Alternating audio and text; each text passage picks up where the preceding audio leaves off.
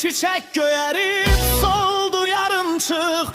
Bir ulduz ebedi buluda girdi. Bir çiçek göyerip